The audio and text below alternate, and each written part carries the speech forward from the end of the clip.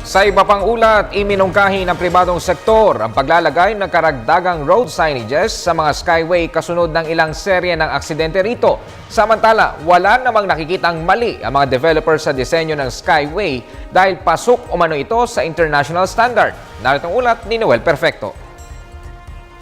Karagdagang signages, additional safety campaign posters at daily road safety patrol vehicles and continuous road safety audit systems ay ilan lamang sa mga nirekomendang safety devices sa kabaan ng Skyway patungong southern portion ng Metro Manila zone areas.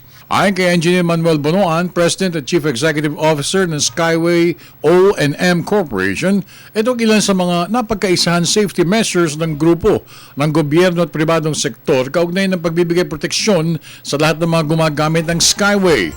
Bunsod rin ito umano ng 3 aksidente na nangyari sa mataas at malawak na lagusan ng mga sasakyang kamakailan. Matatandaan rin na nauna rito ang aksidente ng bumagsak na Dimples Bus Line. Nasundan agad ito ng pagbagsak rin ng Don Mariano Bus Line sa hinang pagkadulas ng naturang bus na nagresulta naman sa pagkamatay ng mahigit 18 katao.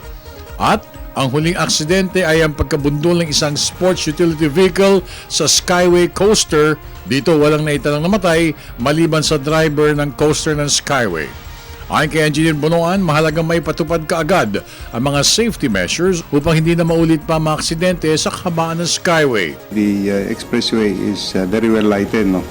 But yung mga signages o mga postage, mga post lang, yun ang ilalagay namin, and may mga kanina that we might be able to put up some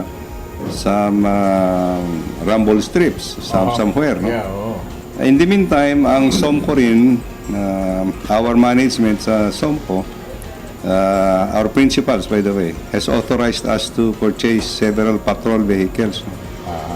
So that para we will intensify also the patrolling of the Skyway. Niliwanag rin ni Bonoan ang mga pangyayari ay may tuturing na freak accidents at walang kinalaman ang disenyo ng parapet wall sa naturang Skyway structure. Yung parapet wall is designed to be able to yung impact. Yung impact ng vehicle should not be more than yung tinatawag nilang angle of attack should not be more than 25 degrees, no? Yung tama po ng sasakyan. Yung tama ng sasakyan, pagka tumama ka doon sa parapet wall, dapat sasadsad ka lang na hindi sasadsad ka lang at 25 degrees maximum, no?